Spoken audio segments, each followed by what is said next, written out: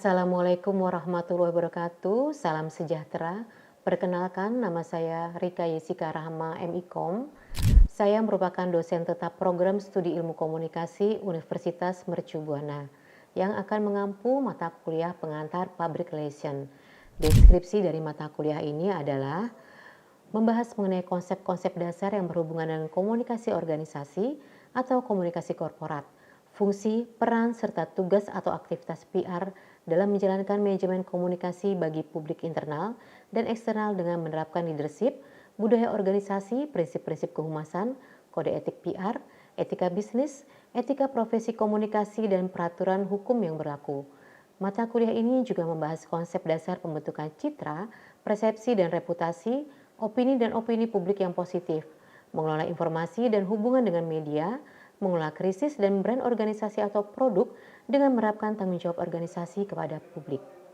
Baik, mahasiswa dalam mata kuliah ini diharapkan mampu memahami konsep-konsep manajemen, kepemimpinan, organisasi serta budaya organisasi, komunikasi korporat, fungsi dan peran PR dalam komunikasi organisasi dan posisi serta keterkaitan PR dengan metode-metode komunikasi lainnya. Selain itu, mampu memahami prinsip-prinsip kehumasan, kode etik profesi komunikasi, kode etik PR, etika bisnis tanggung jawab organisasi kepada publik internal dan eksternal, serta kepatuhan pada hukum yang berlaku. Selain itu, mampu memahami konsep pembentukan citra, persepsi, dan reputasi atau opini dan opini publik dalam organisasi.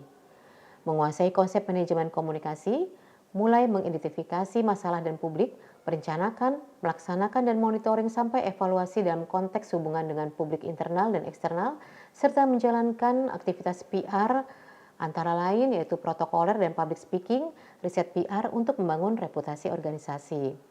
Selain itu juga mampu mengelola krisis organisasi dalam rangka membangun reputasi positif organisasi dan brand organisasi atau produk melalui pengelolaan informasi dan media-media dengan memperhatikan tanggung jawab organisasi kepada publik.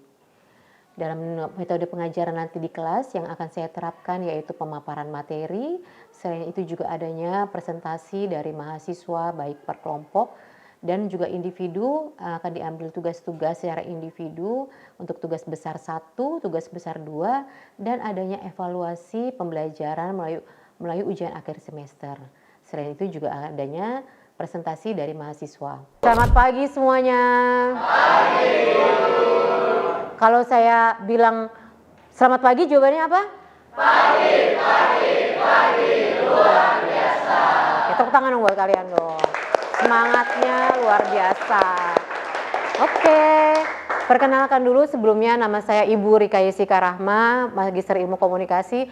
Sebelumnya ada yang sudah kenal saya? Sudah kenal ya, mungkin di beberapa mata kuliah ya. Tapi hari ini saya akan mengampu mata kuliah yaitu pengantar Public Relation. Pengantar Public Relation ini dulu identik dengan PR ya, mahasiswa PR. Tapi untuk yang di semester sekarang atau mungkin di pembelajaran sekarang, pengantar PR itu sudah harus wajib ya diambil oleh semua bidang studi. Contohnya, kalau PR mana di sini mahasiswa PR nih? Mana suaranya nih mahasiswa PR nih? Ada sekitar 3.500 ya. Kalau ada mahasiswa advertising dan markom di sini? Oh, ternyata walaupun lebih banyak tapi hunya pelan banget ya. Coba sekali lagi dong. Mana mahasiswa advertising dan marketing communication? Oh, yang besar di sini. Ada oke lah, lebih ya 5.000-an kayaknya ya. Kalau mahasiswa digital komunikasi mana? Dikit ya. Lumayan, ada sekitar 100 ya. Berarti yang terakhir broadcasting atau penyiaran ada nggak? Kayaknya nggak ada ya. Walaupun nggak ada, tapi di sini semuanya harus mengampu mata kuliah mengambil mata kuliah pengantar PR. Untuk pengantar PR sendiri ada CPMK-nya di sini. Materi pertama kita akan membahas tentang organisasi, kepemimpinan dan budaya. Abstraknya adalah ruang lingkup PR adalah organisasi atau lembaga ya, baik pemerintahan, publik maupun lembaga swasta yang bersifat profit. Kalau profit itu apa sih, tahu nggak?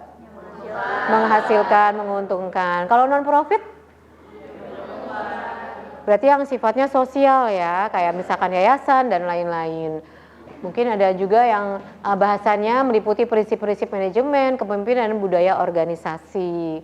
Sub CPMK-nya sendiri yaitu memahami konsep organisasi, leadership, serta prinsip-prinsip manajemen dan penerapannya dalam organisasi. Yang pertama tentunya kita akan bahas apa sih itu organisasi. Mungkin bisa next.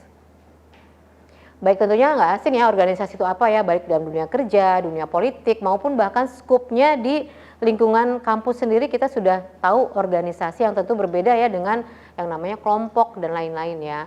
Kalau organisasi sendiri itu menurut Everett M. Rogers di sini dalam bukunya mengatakan bahwa suatu sistem ya mapan dari mereka yang bekerja sama untuk mencapai tujuan bersama. Tentunya harus ada tujuannya, ada struktur organisasinya juga, dan juga ada pembagian tugasnya gitu ya. Mungkin kalau contohnya sendiri ya organisasi. Terus ada Hima Pariwara, contohnya Himakom ya, itu juga termasuk ke dalam salah satu organisasi yang ada di kampus kita. Baik. Contohnya bagus ya, organisasi tadi contohnya emang dekat dengan kalian semua ya. Dengan namanya siapa? Perkenalkan diri dulu Mas, namanya siapa? Dan nama saya Muhammad Nabil Hidayat dari jurusan Public Relations 2023. Jadi pertanyaan peran dari PR di dalam organisasi. Yang pertama itu manajemen krisis. Apa sih itu manajemen krisis? Ya, manajemen krisis itu adalah PR itu menangani masalah atau isu negatif yang terjadi di dalam organisasi, capaian dari tujuan organisasi. Di situ PR membantu Kepemimpinan. Habis itu kepemimpinan.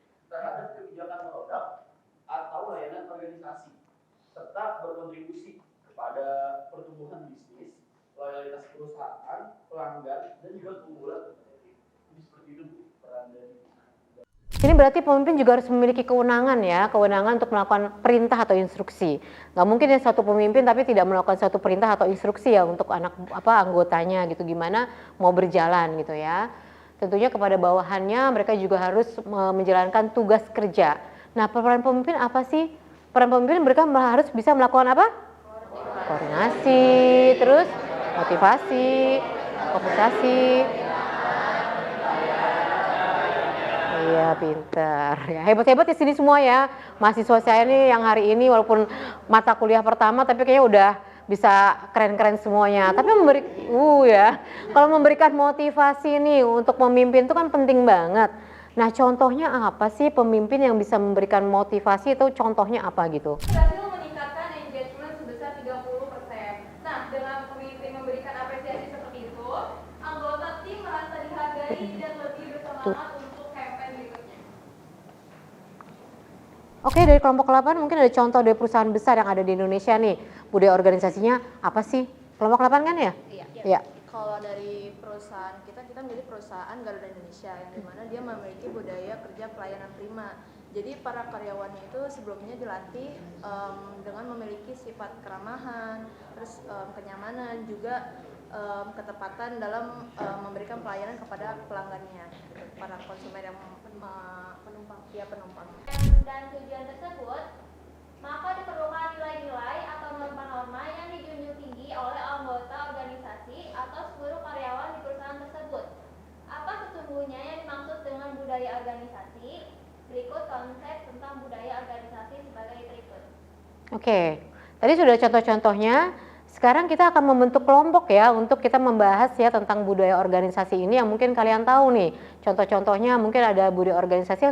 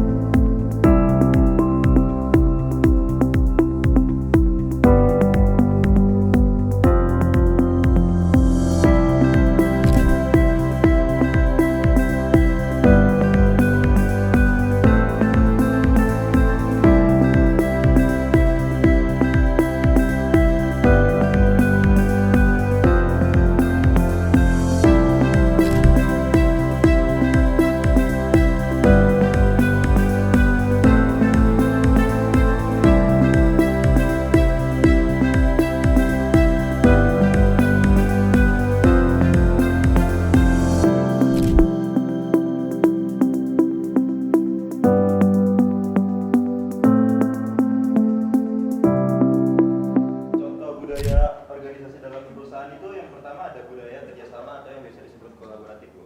Di sini seperti keluarga besar yang saling membantu, semua orang kerjasama, berbagi ide dan saling mendukung. Dalam perusahaan. Seperti perusahaan startup yang semua orangnya terlibat dalam semua aspek bisnis. Lalu di sini yang kedua ada budaya inovasi, yang dimana selalu mencari ide-ide baru dan cara kerja yang lebih baik. Karyawan lebih didorong untuk berpikir kreatif dari bereksperimen, contohnya perusahaan teknologi yang selalu mengembangkan produk baru. Dan yang terakhir di sini ada budaya terstruktur atau yang biasa disebut hierarkis. Ada aturan dan prosedur yang jelas, setiap orang punya peran dan tanggung jawab yang terdefinisi. Contohnya perusahaan besar dengan banyak divisi dari departemen. Komunikasi antara internal dan eksternal. PR mengelola alur komunikasi antara pihak internal seperti pegawai, manajemen, dan eksternalnya yaitu konsumen, media, dan mitra bisnis. Iya baik, berarti reputasi itu harus dijaga ya? Kenapa sih reputasi penting banget ya dalam peran di organisasi? Mungkin ya. Citra positif. Skillnya tadi kalian sudah bisa mengetahui apa sih budaya organisasi itu. Sekarang ada budaya organisasi tentunya ada fungsi manajemen, yaitu fungsi manajemen ada planning, organizing, actualing, dan controlling. Planning yaitu perencanaan, ada perencanaan strategis yang sifatnya ini jangka panjang gitu ya. Ada juga perencanaan operasional yang merupakan perencanaan jangka pendek. Tentunya ada jangka panjang, ada jangka pendek gitu ya. Setelah itu ada actuating atau pelaksanaan yang merupakan implementasi tadi dari perencanaan yang sudah ditetapkan dengan memperhatikan adanya faktor-faktor penghambat gitu. Terus ada juga controlling yaitu pengendalian. Kegiatan yang dilaksanakan akan selalu dikendalikan dalam periode yang ditetapkan. Jadi ada jangka waktu yang sudah ditentukan gitu ya. Fungsi manajemen tersebut tadi menggunakan koordinasi dan itu artinya diperlukan adanya interaksi dan juga komunikasi di seluruh jajaran organisasi atau perusahaan. Aktivitas komunikasi ini disebut sebagai komunikasi organisasi. Tadi makanya kita juga menyinggung soal itu dan diterapkan oleh semua organisasi. Baik, demikian pembelajaran kita pada hari ini ya untuk pertemuan pertama. Saya harap semuanya paham ya. Sudah jelas semua ya.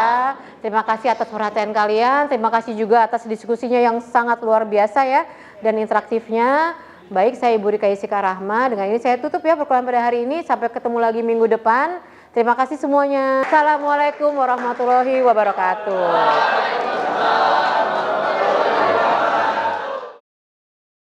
Assalamualaikum warahmatullahi wabarakatuh. Waalaikumsalam warahmatullahi wabarakatuh. Ya, salam sejahtera semuanya. Selamat pagi. Kalau saya bilang selamat pagi, jawabannya apa? Pagi, luar biasa. Iya, semuanya semangat ya. Baik, pada hari ini saya Ibu Rika Yesika Rahma MIKOM akan mengampu mata kuliah pengantar Public Relation. Pada hari ini materinya adalah prinsip kode etik profesi, etika bisnis, tanggung jawab sosial. Diharapkan mahasiswa mampu memahami dan menjelaskan kembali prinsip-prinsip kejujuran, keadilan, kode etik profesi, etika bisnis, dan tanggung jawab sosial. Oke, next. Ya. Baik, sebelumnya kan kita sudah berbicara tentang organisasi ya. Di sini ada profesi PR yang itu tidak lepas dari implementasi hubungan antara perusahaan atau organisasi dengan publiknya yaitu publik internal, ada eksternal. Sebelumnya kita sudah berbicara tentang organisasi. Profesi PR tentunya tidak terlepas juga hubungannya antara perusahaan atau organisasi yaitu dengan publiknya yakni publik internal dan juga publik eksternal. Di dalam organisasi internal ada karyawan, keluarga karyawan, dan juga para manajer, pimpinan, ada CEO.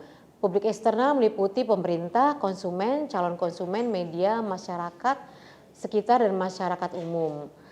Jadi asosiasi profesi PR itu juga lingkupnya sangat luas gitu ya. Oke, next ke bawah. Kita akan berbicara soal prinsip-prinsip dari public relation. Dalam menjalankan profesinya, PR juga harus memenuhi prinsip-prinsip dalam menjaga hubungan baik antara perusahaan dan juga dengan publik internal dan eksternalnya. Tentunya kalau kalian sudah kemarin tahu ya paham membahas tentang organisasi, prinsip-prinsip PR tadi, apa saja sih syaratnya? Mungkin dengan Mbak siapa? Siva. Baik Bu, yang kita sudah pelajari prinsip-prinsip PR itu ada komunikasi yang terbuka dan jujur ya untuk mendapatkan kepercayaan dan kredibilitas. Dan kita juga harus tetap konsisten dalam menjalankan komunikasi PR ini. Lalu ada juga tindakan yang adil, jadi setiap kita melakukan tindakan dalam komunikasi itu harus dilakukan secara adil. Lalu ada juga komunikasi dua arah, ini tuh untuk mendapatkan atau membangun hubungan baik, entah itu dengan pihak eksternal ataupun internal. Dan setelah itu kita harus melakukan penelitian dan evaluasi untuk menentukan tindakan dan mencapai harmonisasi sosial. PR akan memiliki reputasi yang tidak baik jika perilakunya juga tidak etis ya. Jadi ketika PR-nya juga tidak punya attitude, etika, tentunya di luar eksternalnya dia akan mencemarkan nama perusahaannya. Yang kedua, praktisi PR seringkali menjadi narasumber pernyataan etis atau kebijakan etis dan sosial organisasi bagi publik internal dan eksternal. Yang ketiga, praktisi PR juga berjuang untuk menyusun kode etik profesi PR. Yang keempat, praktisi PR seringkali bertindak sebagai pejabat yang menangani keluhan dari pihak eksternal yang berhubungan dengan masalah etika. Jadi di sini PR itu sebagai gardanya perusahaan gitu ya. Jadi perusahaan itu citranya baik atau tidak tergantung bagaimana PR berperan untuk menjalankan fungsi dari menjaga perusahaan. Baik, setelah ini kita akan berdiskusi. Kalian mungkin membuat kelompok ya. Membuat kelompok berapa orang ya? 4 orang ya, 4 orang untuk berdiskusi kira-kira tentang kode etik profesi PR ini. Carilah contoh kasus yang merupakan pelanggaran bagi kode etik PR. Mari silakan berkelompok.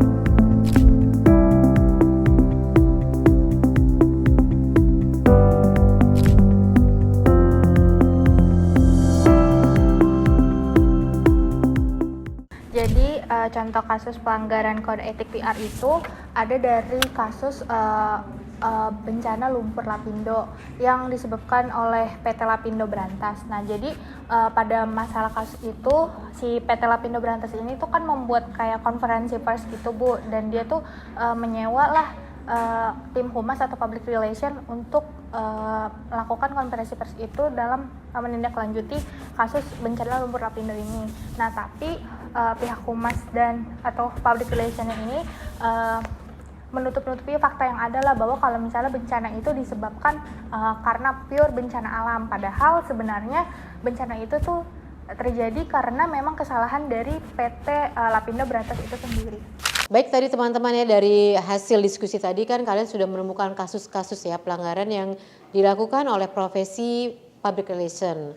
Pada prinsipnya profesi apapun itu gitu ya, tidak hanya profesi PR, haruslah memiliki 4 kriteria dalam melakukan pekerjaan, yakni 1 keahlian, yang kedua otonomi, yang ketiga komitmen dan tanggung jawab ya.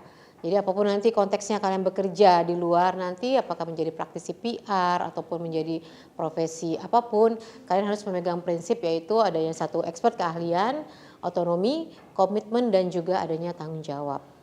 Baik, demikian perkuliahan kita pada hari ini. Semoga bermanfaat ya untuk kalian ya, dan juga nanti next kita bisa lanjut lagi untuk diskusi selanjutnya. Terima kasih atas perhatiannya. Saya tutup pertemuan hari ini. Assalamualaikum warahmatullahi wabarakatuh. Waalaikumsalam.